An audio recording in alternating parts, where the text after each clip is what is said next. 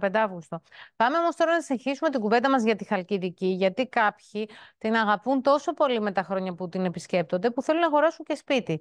Και για πρώτη κατοικία και για εξοχική κατοικία και για επενδύσεις βέβαια. Ο κύριος Κωνσταντίνος Καρούλης, αντιπρόεδρος κτηματομεσητών Χαλκιδικής, είναι κοντά μας. Καλημέρα. Σε παραλία δεν είστε. Φαντάζομαι θα πάτε να κάνετε και εσείς μετά τον μπανάκι σας. Έτσι, τρίμερο είναι. Καλημέρα σε εσάς κυρία Πιμενίδου και σε όλους τους τηλεθεατές. Εσείς βέβαια όσοι είστε στη Χαλκιδική ξέρετε και ποια ώρα θα πάτε και σε ποια παραλία θα πάτε. Έτσι δεν είναι, ξέρετε τα Εμείς μυστικά. είμαστε, λέω συνήθως, ευλογημένοι που ζούμε στη Χαλκιδική και ζούμε μόνοι μας στη Χαλκιδική. Μπορείτε κι εσείς να μας αντιγράψετε, να πω... Αυτό πρέπει να αγοράσουμε πρώτα σπίτι, λοιπόν. Πάμε να δούμε τις τιμές. Η αλήθεια είναι ότι να πέρσι... κάνω μια διόρθωση μόνο, επιτρέπετε μου. Είμαι ταμείας. Στην προηγούμενη θητεία ήμουν αντιπρόεδρος. Για να το διευκρινίσω. Ωραία, το διευκρινίσουμε λοιπόν ταμείας. Πέρσι 1.200 ακίνητα διαβάζουμε εδώ έτσι, στα στατιστικά στοιχεία ότι πωλήθηκαν στη Χαλκιδική. Το μεγαλύτερο ποσοστό βέβαια κατοικίες. Πώς είναι τα πράγματα φέτος, δηλαδή με το νέο χρόνο και έπειτα, και αν τώρα και αυτή η περίοδος είναι καλή για να έρθει ο κόσμος και να δει σπίτια να τα αγοράσει.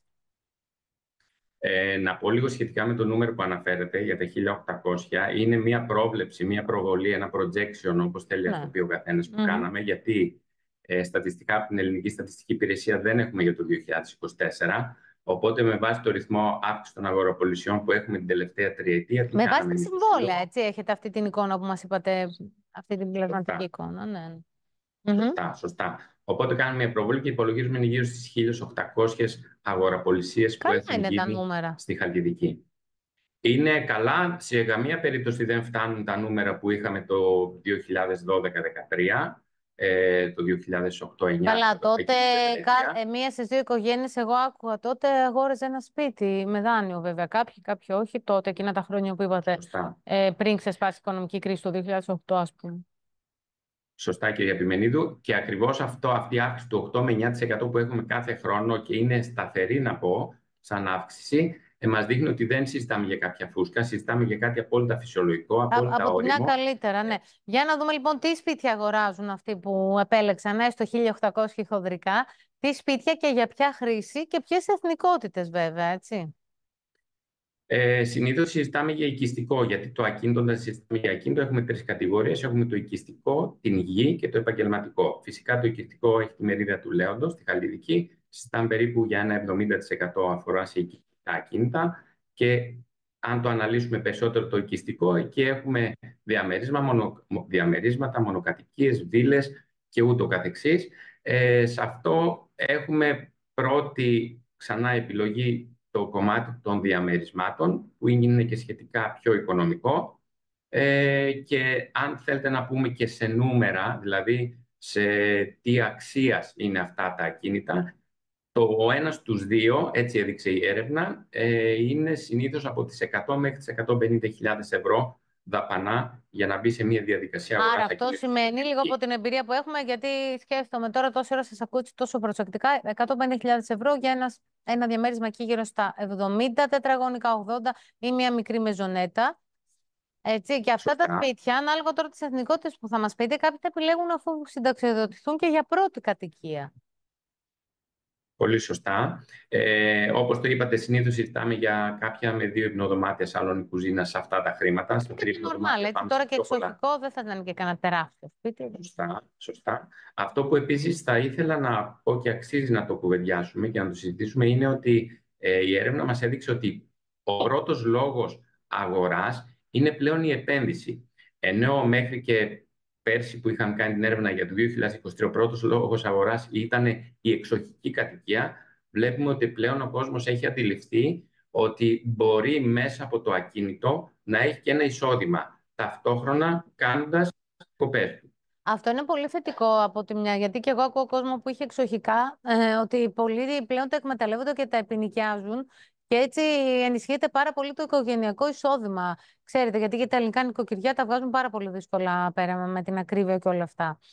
Υπάρχουν Πολύ Έλληνες που όντως επινοικιάζουν, δηλαδή βοήθησαν σε αυτό και οι πλατφόρμες για να γίνει αυτό πιο εύκολο. Ή ο πολύ μεγάλος μαζικός οδικός τουρισμός που έχουν ανοίξει και τα σύνορα. Γιατί αναρωτιέμαι γιατί παλαιότερα, άλλες δεκαετίες, δεν γινόταν αυτό τόσο έντονα. Και επέλεγε ο Έλληνας να κάτσει στο εξοχικό του 3 μήνες και τώρα προτιμά να κάτσει 15 μέρες και το υπόλοιπο διάστημα να τον νοικιάσει. Όπως πολύ σωστά το είπατε, το άνοιγμα της αγοράς, να το συσχετίσω και με την προηγούμενη που ακούγαμε και τον Τριαντάφυλλο και τον Γιάννη, που είμαστε συνάδελφοι στο επιμελητήριο, έχει ανοίξει η αγορά και οποιοδήποτε ιδιώτης μπορεί να βγάλει το ακίνητό του κάτω από συγκεκριμένες προδιαγραφές και προϋποθέσεις προς μίσθωση στην αγορά. Αυτό βοηθάει πάρα πολύ, γιατί ακόμη και εσείς, αν μπείτε στη διαδικασία να σκεφτείτε να αγοράσετε ένα ακίνητο και να απευθυνθείτε σε έναν επαγγελματία σύμβουλο ακινήτων, Ναι. πιθανόν να σας βγάλει μια απόδοση στο ακίνητο η οποία θα καλύπτει και τη δόση του δανείου σας. Άρα ουσιαστικά αυτή η επένδυση που θα κάνετε μετά από μία δεκαετία, δωδεκαετία, εξαρτάται από το ακίνητο, το που είναι, πόσα χρήματα στοιχίζει, σημαίνει ότι θα σας μείνει το ακίνητο χωρίς να έχετε πληρώσει. Ναι, και μάλιστα καταλαβαίνω τώρα τι λέτε και σε αυτό βέβαια αυτό που είπατε βοήθησε, γιατί αυτό είναι ρεαλιστικό τώρα. Υπάρχει δηλαδή και το πλάνο επένδυσης, έτσι. Δεν είναι ότι κοροϊδεύουμε, ας πούμε, τον κόσμο. Και οφείλονται αυτά τα στοιχεία υπάρχουν, οι αριθμοί υπάρχουν των επισκεπτών, κυρίως από τις βαλκανικές χώρες, γιατί έχουν ανοίξει πλέον τα σύνορα και φτάνουν ορδές για Σαββατοκύριακο μόνο. Πέρα από τις νέες αγορές που ακούσαμε πριν λίγο από την Πολωνία. Άρα και ο Έλληνας το σκέφτεται για μια επένδυση λοιπόν αυτό, σε βάθος χρόνου. Ο Έλληνας, λοιπόν, για να πάμε λίγο και στις κατηγορίες, στις εθνικότητες μάλλον, ο Έλληνας συνεχίζει να είναι τέλεια. Ο Έλληνας συνεχίζει να είναι νούμερο ένα βασικός πυλώνας, ο οποίος είναι γύρω στο 1 στους 3 είναι Έλληνες που αγοράζουν ακίνητα αυτή τη στιγμή. Όλοι οι υπόλοιποι βέβαια είναι αλλοδαποί. Αλλά σαν εθνικότητα οι Έλληνες είναι πρώτοι. Σε δεύτερη θέση έρχονται Βόρεια Μακεδονία, αν θυμάμαι καλά. Μετά έχουμε Βουλγαρία, Σερβία, Ρουμανία και ούτω καθεξής. Τη λατρεύουν κάποιοι Χαλκιδικοί οι Βαλκάνοι, τη λατρεύουν πραγματικά. Δεν ξέρω, αισθάνομαι πολλές φορές ότι την αγαπάνε πιο πολύ και από εμάς δηλαδή, γιατί δεν αφήνουν Σαββατοκύριακο παρά Σαββατοκύριακο, ας πούμε, που κάποιοι να μην έρθουν, κυρίως αυτοί βέβαια που αγοράζουν τα σπίτια. Θα θέλατε έτσι να στείλετε κάποιο μήνυμα ολοκληρώνοντας για κάποιον που σκέφτεται, που είχε πάρει ένα εξοχικό, ας πούμε, τη δεκαετία του 70, του 80 και θέλει να το πουλήσει. Γιατί θέλει να ενισχύσει το οικογενειακό του εισόδημα. Δηλαδή, αν είναι μια καλή ευκαιρία τώρα να πουλήσει κανείς ακίνητο στη Χαλκιδική από την άλλη. Κοιτάξτε, όλες οι εποχές έχουν τα θετικά, έχουν και τα αρνητικά. Από εκεί πέρα, εγώ αυτό που έχω να πω και να προτείνω είναι ότι αν κάποιος έχει κάποιο ακίνητο που δεν το αποδίδει, να μιλήσει με κάποιον σύμβουλο για να βρουν μία λύση και μία πρόταση. Μπορεί να είναι η πώληση, μπορεί να είναι η διαφορετική εκμετάλλευση, μπορεί να είναι η διαφορετικού είδους ανάπτυξη ενός ακινήτου. Σίγουρα ένα ακίνητο μπορεί να ταιριάζει σε εσάς και το ίδιο ακίνητο σε κάποιον άλλο να μην ταιριάζει. Ωραία, τα λέτε έτσι αν πολύ μιλήσει με κάποιον επαγγελματικά. Έχετε δίκιο, γιατί και πολλοί δεν μπορούν πια να πηγαίνουν στο εξοχικό για λόγους υγείας.